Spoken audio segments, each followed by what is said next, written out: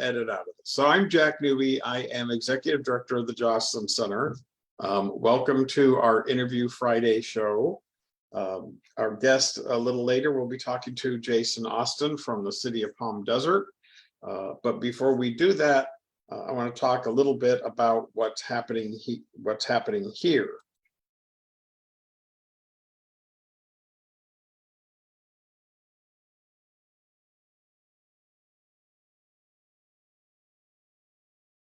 So right now, the Joslyn Center is closed today, this Friday, and that is because of the construction work has begun on our restroom. The other thing that's happening is we are a cool center, so whenever the temperature is over 100 degrees, we invite anyone who's senior to come in and enjoy our air conditioning. We have water and we have snacks available. And of course, with this hot weather, our air conditioning would be very comfortable. And we also encourage you, if you do have air conditioning, that you come here also and engage in our programs and services, because you'll have a lot of fun, you'll be able to socialize, and you can save money by turning down your air conditioning at home. The other thing we have coming up, and it's new, and it's just, we are coordinating with it. It is a gardening class, and it's taking place right on San Pablo, which is about a block and a half from us, in the gardens that are provided by the city of Palm Desert. And so the next class is July 31st, and that is, it meets here at the Joslyn Center. And with this meeting, you will start beginning to plant seeds to be seedlings that can be put into the ground when the weather cools. So that's some of the things that are coming up. We have our Joslyn Wellness Center, where if you are feeling anxious or depressed, we have counseling programs. We have our brain boot camp class coming up. So you can call 760-340-3220, extension 117, and talk to Alex to register for anything with our wellness center. So that's what's happening here at the Joslyn Center. Hopefully Jason is still with us after all these technical difficulties. Jason, if you are, there you go. I apologize for that. Like I said, they changed how these things set up every week, and it's a challenge. Not a problem, Jack. I'm very happy to be here. So yeah, welcome. Now, Jason, what is your title there at the City of Palm Desert? I am the City of Palm Desert's Social Service Coordinator. And as I understand it, that's a fairly new position. Yes, this is a new role here in the city, and I was recruited. I've been here a few months now, and my job is to focus on predominantly homelessness, but also mental health and other related health issues here in the city. I'm a licensed therapist and have a lot of background in overseeing mental health, substance use, and homeless programs. And as I understand, you were in Orange County, and that's where you came from, and you did similar work in Orange County. That's right. I came from Orange County. I was previously, I worked for another city as the director of homelessness and mental health. And before that, I was the county's homeless czar and the director of care coordination, overseeing homeless shelters, homeless programs, the continuum of care, and homeless and mental health services throughout the county. Sounds like a great background, and Palm Desert is fortunate to have you. So tell me a little bit about the work you do and how you coordinate with different organizations, and what your goal is. Sure. My initial goal in coming to the city was to really learn about what services are currently available to anyone experiencing homelessness in Palm Desert, what services through the county, through other nonprofits, and just to get a sense of what's going on here in the city. So I did a lot of walking. I walked El Paseo Business District, lots of different areas and places where people experiencing homelessness may congregate here in the city, as well as learning those resources by going out to there's 2 shelters here in the region. There's other nonprofits that serve people experiencing both mental health issues and homelessness. So I went to county clinics, to the county site in Indio. There's a great program called Desert Best Friends Closet that helps people find jobs and dress them for interviews. There's a telecare emergency mental health program. So there's a lot of different programs and services available to people. And so just went out to meet people. And from my background, I found that the more people at the table, the better. And so my job is really to see what's already in existence and what do we need here, what service gaps are going on in the city of Palm Desert, and how do we fill those gaps. And so my job is really to not only bring everyone to the table, but also go out and meet people who are experiencing homelessness, either connect them to other service providers or work with them to develop housing or shelter plans. So I understand every year there is a count of homeless individuals in an area, and it's a one-day kind of snapshot in time. Tell me a little bit about that and what the results were for Palm Desert. Sure. So all counties do what's called the point in time count. And there's two versions of it. One is the unsheltered count and the other is the sheltered count.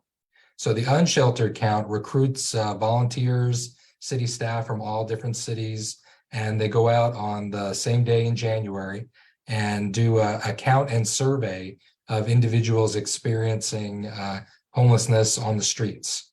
And by doing this unsheltered count, it gives all the different cities and the county overall a sense of the numbers of people experiencing both unsheltered street homelessness, as well as people using the shelters that are available in each county. And so for Riverside County, let's see, I got the numbers here. There was a total of 3,725 individuals experiencing homelessness, and that breaks down to 2,441 unsheltered and 1,284 sheltered individuals. And so that's throughout all of Riverside County. Here in Palm Desert, we found 39 individuals experiencing homelessness, which was a slight increase from 26 the year before. And so what that does is it gives us a snapshot of that one particular day. Those numbers could change from day to day, week to week, month to month, but it allows cities to get a sense of, similar to what I'm doing, just looking at the numbers of people generally and what services really need to be happening to help people both get engaged to services and also look at how do we develop either shelter or housing plans to help people get off the streets. Now, do you have any handle, for lack of a better word, on the number of people who are at risk of homelessness or who are what is called couch surfing, staying with friends for a week or so and then moving on to another one? Is there any way of determining that? Or do you have any sense of what that number might be? It's very difficult. There's lots of what we would say like the invisible or uncounted individuals experiencing either homelessness or that are significantly at risk of homelessness. It's not something we can go out and survey because we don't know where people are, if they are going from, say, relatives to relatives or couch surfing, or individuals maybe living in motels that are very at risk, but are able to either keep a roof over their head in different places or find different options for themselves. We also see a lot of folks living in RVs or cars, and unless we're out counting, like in the point in time count, it's difficult because they're mobile and go to different places and different cities, or have different ways of keeping themselves moving along. So there's not really a number for that, but we do try to engage people wherever they are. And the goal that I see us moving towards is being able to provide service when and wherever people are. And so if people are experiencing homelessness or they're unhoused anywhere in the city of Palm Desert, our goal is to be able to engage them and just talk about what is it that you're looking for. Our goal would be to obviously get someone out off the streets into some place like either a shelter or eventually affordable housing, because that honestly is the solution to homelessness. There's lots of programs and services, but it's really about having housing that people can afford that's sustainable.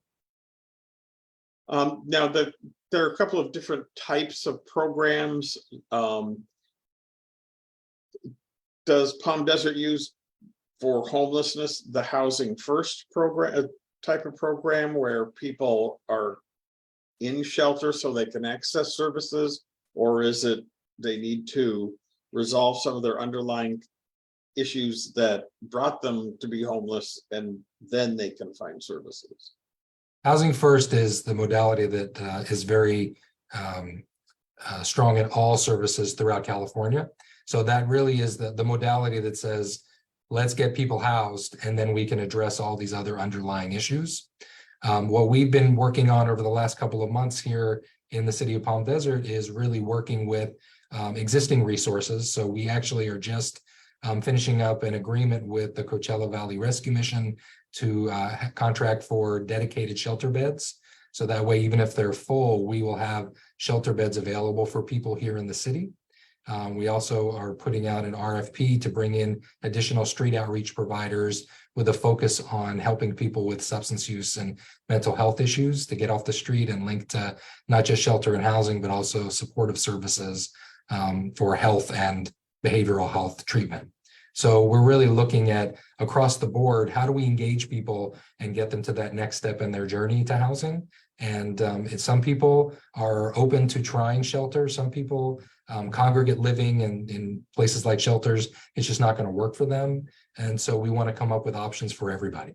And so part of that is the Housing First mentality. And part of it is just being good people and looking at, we just need to do the right thing and helping people to make that next step and having them have choice in what those next steps are going to be. You had mentioned affordable housing in Palm Desert, and I know as a senior center, or the center that serves seniors and older adults, we've found that the available affordable housing in the entire Coachella Valley for senior older adults basically has a waiting list. Sure. And I understand that for some, although there may be duplicate people on the list, that the waiting list is quite long. It could be over a year. Is that your experience? I'm not sure the actual timeline, but affordable housing everywhere is very coveted. So it's likely that there's going to be waiting lists for different kinds of options. What I would suggest, as someone who's worked with a lot of different cities and different counties, that this city, it's very impressive the amount of affordable housing that exists and the openness to continue that discussion and dialogue to bring additional affordable housing in. It's extremely impressive. What I would suggest as people want to do their research and check things out, one thing I found when I first came into the city just on the side of homelessness is there wasn't a lot of information available on the city's website. So we built out a much more open website with a lot more information available to people, just trying to learn about what is homelessness, a lot of information about the point in time count, what the city is doing to address homelessness. There's an excellent section on there about resources. And so if you're looking for something, maybe you are aware of someone experiencing homelessness or who is unhoused in the city, or maybe there's someone that you have come in contact with when you're going to the store or coming home, there's some really great information on how to contact me, how to contact the county's programs, all different services, shelters, different options for things. And I have a little booklet on there that's easily printable as well. But there's lots of drop-down menus on there. You just click a little arrow and you can learn all about lots of different services available to people.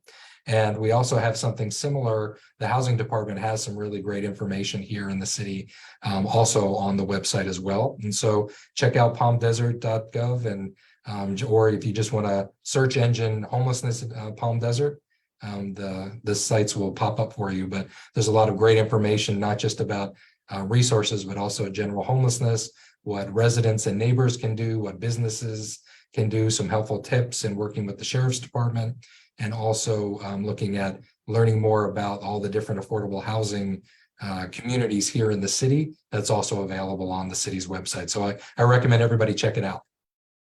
And just so people can remember, it's the website, the address again is? palmdesert.gov. Or they can put in their search engine, homelessness Palm Desert. Correct. Or City of Palm housing. Desert, yes. Okay. So I just want to make sure people have that information.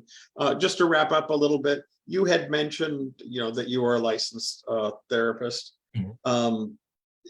And some of the work you've done, do you provide services personally, or is it more of your position is more of making sure services are out there available and you can refer people to them? So I definitely can engage people who are experiencing homelessness that need development of housing plans or connection to resources. I don't provide direct therapeutic services here, clinical services. That would be if somebody's looking for that, just referral and trying to get people linked up to provider agencies. Okay. Well, I want to thank you for joining us today, Jason. Hope you have a great weekend. I apologize again for those technical difficulties. It's I know it's not my age. I think it's the Facebook and Zoom changed their protocols without letting us know or telling us how to navigate it. So again, I apologize to you and to our viewers for that, and appreciate you joining us, and wish you a great weekend. Thanks for having me, Jack. Thank you. Goodbye, everybody. Have a great weekend.